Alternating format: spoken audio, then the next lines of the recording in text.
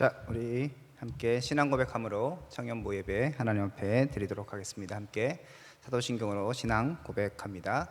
전능하사 천지를 만드신 하나님 아버지를 내가 믿사오며 그 외아들 우리 주 예수 그리스도를 믿사오니 이는 성령으로 잉태하사 동정녀 마리아에게 나시고 본디오 빌라도에게 고난을 받으사 십자가에 못 박혀 죽으시고 장사한 지 사흘 만에 죽은 자 가운데서 다시 살아나시며 하늘에 오르사 전능하신 하나님 우편에 앉아 계시다가 저리로서 산 자와 죽은 자를 심판하러 오시리라.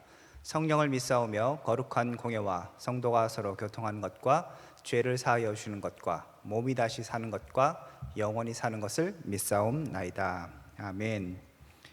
자, 우리 함께 볼 말씀은 로마서 15장 1절에서 13절입니다. 로마서 15장 1절에서 13절입니다. 제가 읽도록 하겠습니다.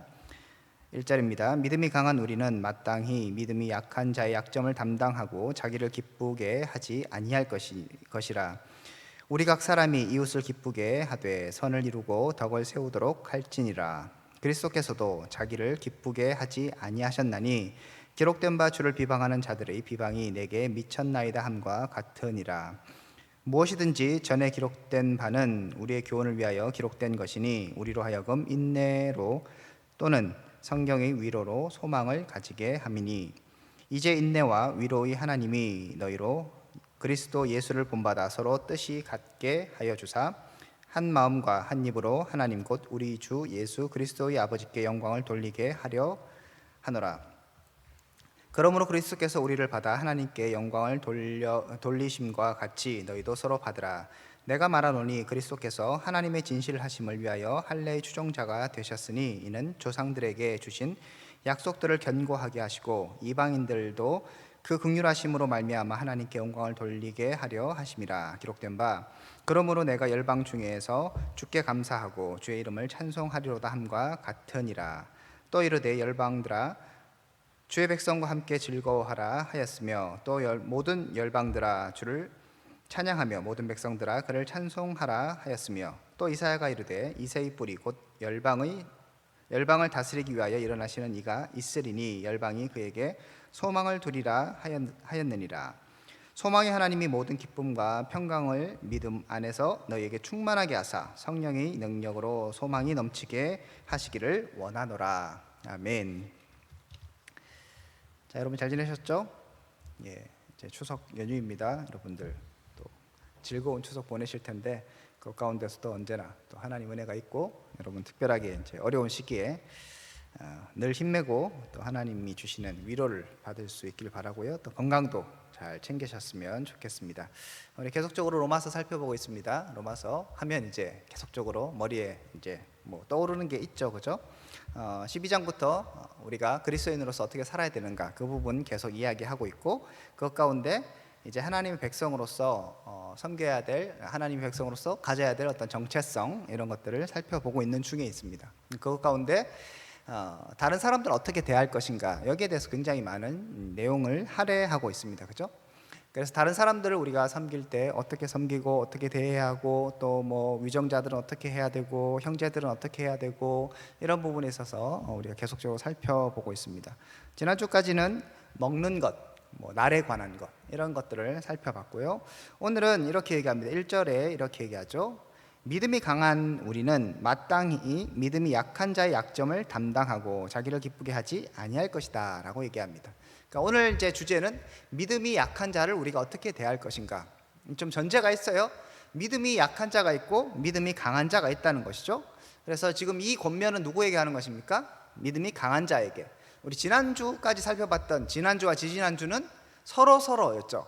믿음이 약한 사람은 믿음이 강한 사람을 대해서 비판하지 말고 믿음이 강한 사람도 네가 맞다고 해서 믿음이 약한 사람을 비판하지 말고 서로에 대해서 어떻게 해야 된다는 것을 얘기했다면 오늘은 믿음이 강한 사람들에 대해서 지금 어떻게 할 것을 얘기합니다. 믿음이 약한 사람들 어떻게 할 것인가, 어떻게 대할 것인가, 가르치거나 뭐 윽박지르거나 그렇게 하지 말라는 거예요. 그죠? 쉽게 얘기하면 앞의 내용들처럼 비판하지 말라는 건데 특별하게 믿음이 강한 사람이니까 뭐 소위 말해서 여유가 있는 사람이죠. 그죠? 더 아는 사람이고 뭐 더 오래 믿었을 수도 있고 혹은 또 하나님을 더 잘할 수도 있고, 그런 사람이기 때문에 믿음이 약한 사람들에서 더 배려하고 더 아껴주고 더 섬겨줘야 된다는 것들을 얘기하고 있습니다. 그래서 1절에는 믿음의 약한 자의 약점을 담당하라고 얘기합니다. 믿음이 약하기 때문에 약점이 있겠죠. 하나님에 대해서 잘 모를 수 있고요, 뭐 어떤 어려운 상황이 왔을 때 믿음이 흔들릴 수도 있고, 또 뭐 두려운 마음이 있을 수도 있고, 여러 가지 이제 마음이 있을 수 있겠죠. 그런 사람들에 대해서 니네들이 좀 담당해주고 품어줘라 라고 얘기하고 있습니다. 2절에도 이렇게 얘기하죠. 우리 각 사람이 이웃을 기쁘시게 하되 선을 이루고 덕을 세우도록 할지다 라고 얘기합니다. 이렇게 해서 계속적으로 덕을 세우라고 얘기하고 있습니다. 너희는 믿음이 강하기 때문에, 그래도 너희가 하나님 은혜를 더 많이 경험했고 하나님에 대해서 더 잘 알고 있기 때문에 뭔가 더 좀 품어주고 섬겨주는 것이 필요하다라고 얘기하고 있습니다. 이렇게 믿음이 강한 자가 믿음이 약한 자에 대해서 섬겨주는 건 뭐 쉽게 생각하면 이런 것 같습니다. 여러분들이 부모고 자녀가 있을 때, 자녀가 뭐 믿음이 약하다 이런 건 아니지만 한마디로 약하잖아요. 부모는 성인이고 아이는 이제 아직 어린 아이죠. 그 아이들을 했을 때 너도 인간이고 나도 인간이고 하나님 앞에서 만인이 평등하며 대한민국의 헌법에서도 다 평등하다고 했다. 우리 같이 똑같이 살자. 이렇게 하면 됩니까? 안 됩니까? 안 되는 거예요. 그죠? 내가 그 아이에 대해서 섬겨주고 배려하는 거 필요합니다. 저도 보면 저도 나름대로 자기중심적 이런 생각들이 강한 사람인데 애 위주로 살아요. 어쩔 수 없어요. 그죠? 애가 먹고 싶은 거 있으면 나는 통닭이 먹기 싫은데 아빠 통닭하면 어떻게 해야 됩니까? 저녁 메뉴는 통닭을 먹어야 되는 거예요. 그 몸에 안 좋고 나는 별로 먹기 싫은데 먹어야 돼요. 억지로 먹어야 돼요. 또 저희 애는 국수를 좋아하거든요. 왜 국수를 좋아하는지 모르겠는데 국수를 좋아해요. 국수 먹기 싫어요. 난 밥이 좋은데, 그러면 외식 나가면 뭘 먹어야 됩니까? 국수를 먹어야 돼요. 칼국수든 잔치국수든 국수를 먹어야 돼요. 또 애 위주로 하니까 어떻게 돼요? 뭐 약간 매콤하고 이런 거 먹을 수 있어요? 없어요? 못 먹어요. 그러면 애한테 이렇게 얘기할 수는 있겠죠. 내가 애한테 야, 너 인간인데 지금 태어난 지 4년이 넘었는데 아직까지 매운 것도 못 먹고 그럼 되겠어 너? 이러면서 이게 더 맛있는 거야, 진짜 맛은 이거야 하면서 막 애한테 이걸 먹어라 하면 좋은 아빠입니까? 나쁜 아빠입니까? 말은 맞아요. 그죠? 이게 더 맛있을 수 있어. 여러분, 우리 애는 또 고기를 잘 안 먹어요. 뭐 고기 사줄 돈도 없지만 그래도 애가 이렇게 균형이 잡혀서 고기를 좀 먹어야 되는데 잘 안 먹잖아요. 고기가 맛있어. 내가 먹어봐도 맛있어. 좀 먹으라 그러는데 안 먹어. 때릴 수도 없고, 그죠?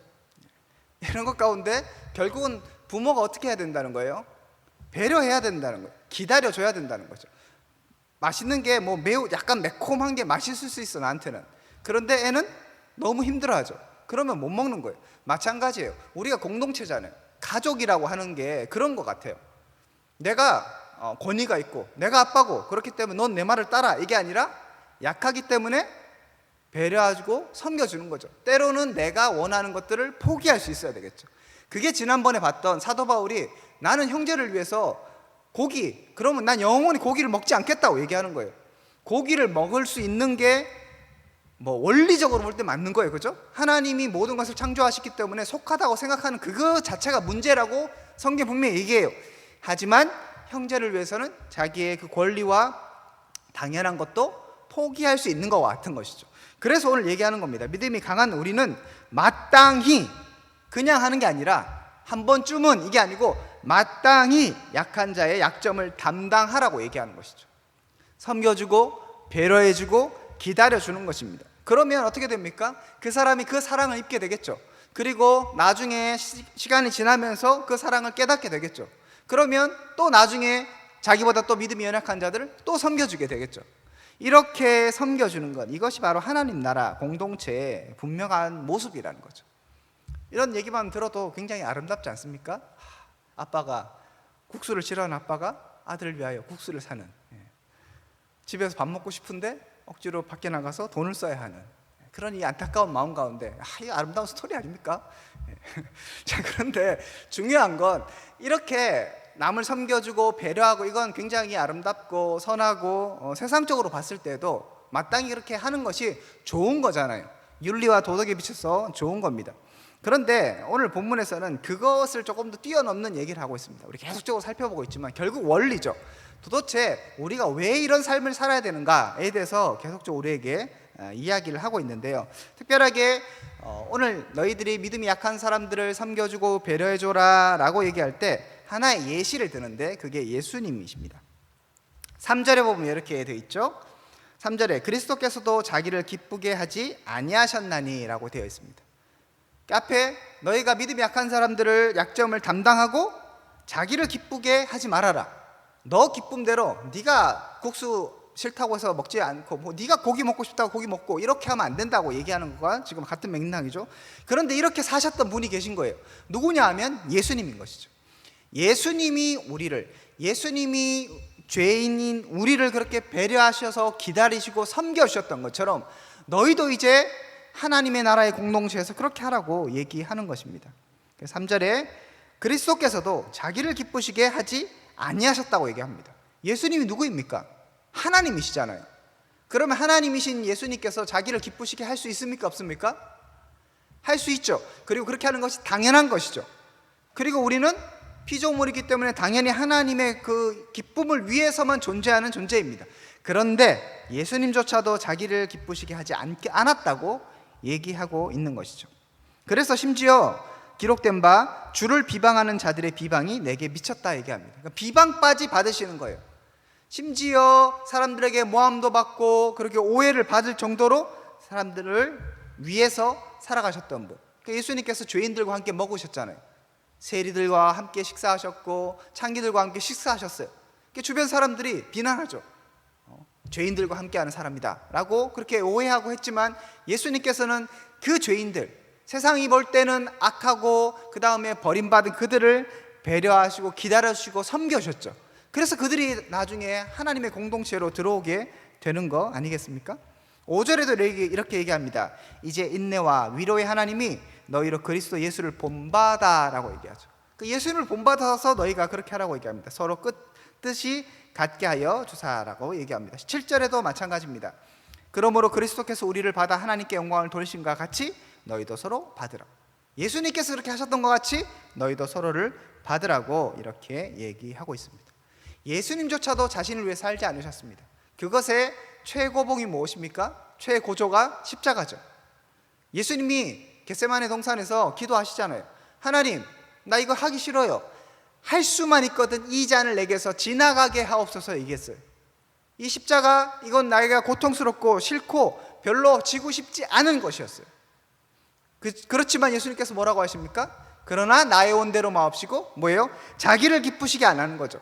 하나님의 뜻대로 하옵소서. 하나님을 위해서 살아가고 있는 예수님의 모습을 본받아서 너희가 예수를 주로 고백하고 머리로 고백하고 살아간다면 몸인 너희는 그리스도를 본받아서 그리스도와 함께 예수님께서 걸어가셨던 자기를 기쁘게 하지 아니하고 하나님을 기쁘게 하고 다른 성도들을 섬기는, 다른 사람들을 섬기는 것이라고 분명히 이야기하고 있습니다. 자, 이렇게 앞서 설명했던 것처럼 우리가 다른 사람을 배려하고 섬겨주고 다른 사람을 위해주고 이런 거 굉장히 아름다운 모습인데 중요한 건 이렇게 하는 그런 삶, 하나님이 요구하시는 하나님의 백성의 삶은 단순하게 도덕적 삶을 추구하는 그런 삶이 아니라고 제가 지속적으로 얘기하고 있습니다. 특히나 세상 사람들이 이렇게 얘기해요. 예수님에 대해서 얘기할 때 뭐 세상 사람들이 예수님을 욕하는 사람은 없어요. 교회를 욕하거나 교회 다니는 사람을 욕하지 뭐 예수님을 욕하는 사람은 없어요. 뭐 부처님 욕하는 사람도 없는 거하고 똑같아요. 예수님에 대해서 세상 사람들이 인정합니다. 뭐라고 인정하죠 보통? 여러분, 세상 사람들이 예수님 어떻게 얘기합니까? 다른 사람을 위해서 섬겨주고 사랑하고 배려하고 뭐 이런 아이콘이잖아요. 그래서 십자가에 달려 돌아가셨다 뭐 그런 얘기 하잖아요. 우리는 그것이 죄의 문제이고 뭐 이런 걸 생각하지만 어쨌든 간에 세상 사람들은 뭐 그런 건 잘 모르고 죄가 뭔지 뭐 하나님의 영광이 뭔지 그런 건 잘 모르니까 그냥 예수님이 다른 사람을 위해 죽었다 뭐 그런 거는 생각하는 거죠.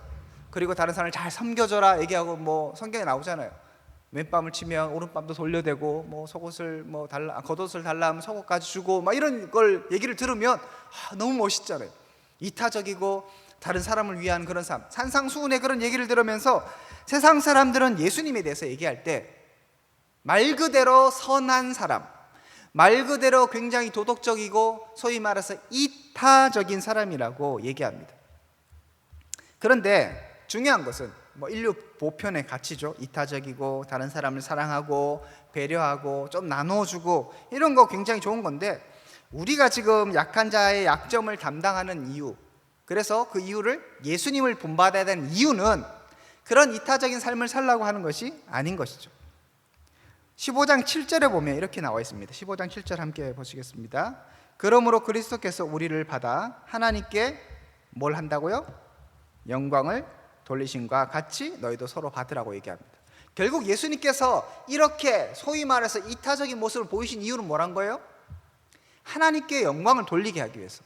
너희가 서로를 받아야 되는데, 그래서 그리스도를 본받아서 너희도 서로를 받고 배려하고 이렇게 해줘야 되는데, 그렇게 하는 이유는 그리스도께서 우리를 받으셔서 하나님께 영광을 돌리셨기 때문인 것이죠.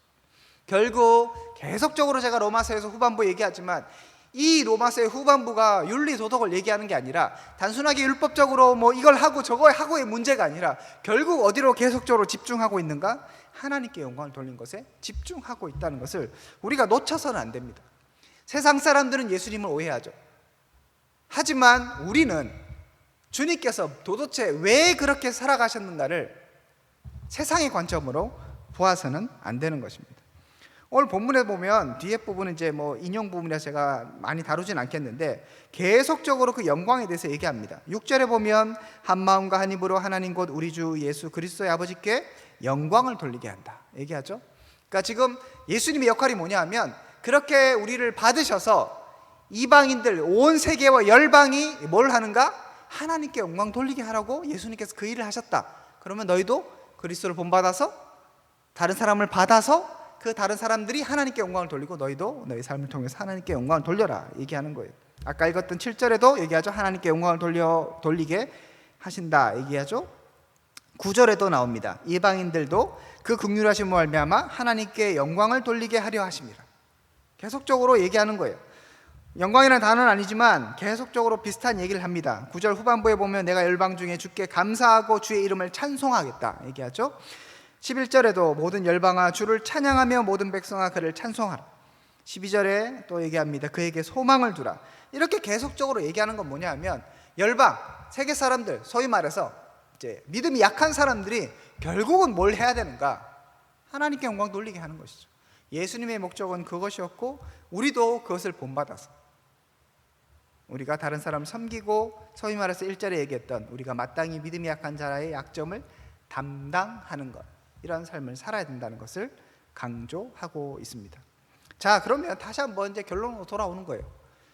귀결되는 결론은 어디입니까? 결국 다른 사람을 받아주어라, 네가 그래도 좀 배려해줘라, 그런 얘기를 지금 결과적으로는 어떤 겉으로 보기엔 그 얘기지만 지금 그 얘기하는 게 아니라는 것들을 제가 계속 강조하고 있어요. 여러분, 세상에 무슨 개모임에서도 예를 들어서 개모임에 개돈이 내지 못해, 그럼 내가 이번 달에 개돈 내줄게. 얼마나 아름다워요. 자기의 물질을 나눠주고 섬겨주고, 그럼 아름다운 모임 돼요. 그죠? 그 사람 감사하고 나중에 그 사람이 이렇게 더 돈 많이 벌고 하면 또 다른 사람 섬겨주고, 그런 얘기 많잖아요. 내가 장학금 받아 어려울 때 되게 장학금 누군가가 독지가가 이렇게 장학금을 줘서 잘 공부했다. 그래서 나도 이제 돈 많이 벌어서 다른 사람에게 장학금, 어려운 아이들에게 장학금 줘야 되겠다. 이런 얘기들은 세상에 비일비재해요. 비일비재. 계속 더 그런 얘기도 너무 많아요. 며칠 전에도 제가 오면서 보니까 이번에도 얼굴 없는 독지가가 20년 동안 계속적으로 이렇게 돈을 동사무소에 냈어요. 그런 얘기 미담들이 얼마나 많아요. 연예인 중에서 미담 얼마나 많습니까? 그죠? 유재석의 그 미담 얘기 들으면 쟤는 정말 예수님 믿고도 남을 것 같은데 알고 보면 불교 신자고 그래요. 그러니까 지금 결론적으로 우리가 그냥 세상 사람들이 하는 것처럼 그냥 착하게 살고 다른 사람 배려하고, 야 그래서 좋은 세상이다, 야 우리 모임 좋다, 이 얘기를 하라는 게 아닌 것이죠. 우리의 관심이 하나님께 영광을 돌리는 거기에 관심이 없으면, 하나님이라는 것에 관심이 없으면, 지난주에는 하나님 나라 이런 것에 관심이 없으면 우리가 하는 모든 것들은 다 쓸데없는 얘기라는 것이죠. 그냥 세상에서 얘기하는 것과 똑같아질 수밖에 없습니다. 그래서 묻는 것이죠.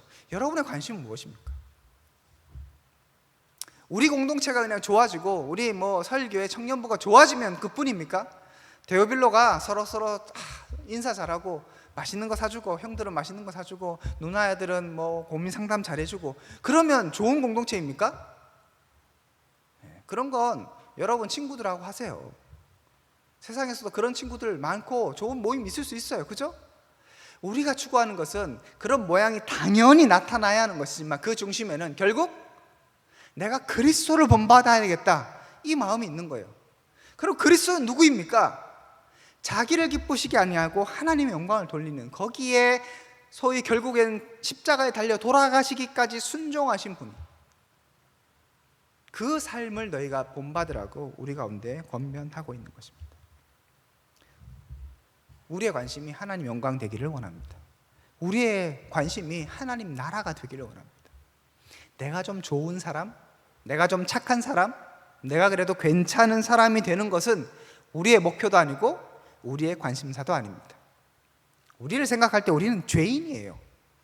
우리가 우리를 늘 바라볼 때 그래도 좀 괜찮다, 잘했다, 좋다, 이게 아니라 내가 그리스도의 눈으로, 하나님의 눈으로 우리 자신을 바라볼 때는 나는 죄인입니다, 나는 정말 죄인 중에 괴수입니다, 이것들을 고백하는 것이 우리의 삶의 고백이요, 그리고 나서 내 관심사는 하나님께 영광을 어떻게 돌려드릴 것인가, 내가 어떻게 하면 좀 더 주님을 닮아갈까, 나의 기쁨과 나의 만족이 아니라 어떻게 하나님의 영광을 위해서, 그리고 그 하나님의 영광을 위해서 지음받은 내 형제와 자매들을 위하여서 그 기쁨은 그들의 기쁨을 위해서 살아갈 것인가, 여기에 우리의 관심이, 우리의 초점이 모아져야 합니다. 이 마지막 시대를 살아가는 여러분 가운데 세상의 모습과 구별되는 모습 가질 수 있었으면 좋겠습니다. 겉으로 보기에는 세상 사람도 구별하지 못할 수 있어요. 그죠? 그냥 저 사람도 착한 사람, 이 사람도 착한 사람, 오히려 다른 사람이 더 착할 수 있지만, 하지만 우리가 다른 것 하나만은 분명히 가졌으면 좋겠습니다. 내가 그렇게 살아가는 이유는 무엇이다? 주님 때문에. 내가 그렇게 내 영광과 나의 기쁨을 구하지 않는 이유는 무엇이다? 주의 영광을 위해서. 반대로 얘기하면, 거꾸로 얘기해 보면, 우리가 그렇게 하는 삶을 통하여서 사람들이 너 잘났다, 너 훌륭하다, 쟤는 너무 좋은 아이야, 이렇게 칭찬하는 것으로 끝나면 그건 내 기쁨을 추구하는 거예요. 그게 아니라 결론은 뭐가 되어야 합니까? 나의 이런 믿음이 약한 사람들을 품어주고 기다려주고 약점을 담당하는 그것을 통해서 결국은 이 공동체가 하나님의 영광이 드러나는 거예요. 내 행동이 드러나는 게 아니라 하나님의 영광이 드러나야 되는 것이죠. 그 사람이 내가 했던 그 행동에 감사하고, 물론 그것도 감사하고 기뻐해야 되겠죠. 그런데 그것을 나를 바라보는 것이 아니라 내가 추구하고 있었던 하나님의 영광을 그 사람이 바라보게 하는 것, 이것이 세상 사람들과 다른 목적이요, 우리가 추구하고 드러내야 하는 삶의 부분입니다. 우리 공동체에 이 아름다운 모습이 드러날 수 있길 원합니다. 이타심이 아니라 하나님의 영광입니다. 그리고 여러분의 그 믿음이 약한 사람을 섬겨주고 배려하고 그렇게 하는 것을 통하여서 하나님의 이름만 온전히 찬양받게 되기를 주님의 이름으로 축복드립니다. 함께 기도하겠습니다. 하나님 감사합니다. 우리가 더 주님께 집중하고 하나님의 영광을 사모하는 자들 되기를 원합니다. 하나님, 우리가 좋은 사람이 되고 우리가 괜찮은 사람으로 불려지는 것에 집중하는 것이 아니라, 나의 만족과 나의 기쁨에 집중하는 것이 아니라, 정말 우리가 그리스도를 본받아서 하나님을 기쁘시게 하고 또 공동체를 온전히 세우는 한 사람 한 사람 될 수 있도록 은혜를 베풀어 주시옵소서.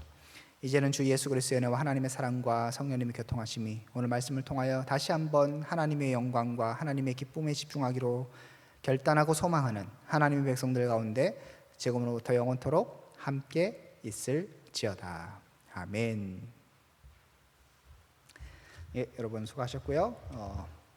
연휴 기간에 맛있는 거 너무 많이 먹지 말고 다이어트에도 또 성공하시는 여러분 되셨으면 좋겠고, 건강하게 또 다음 주에 뵙도록 하겠습니다. 수고하셨습니다.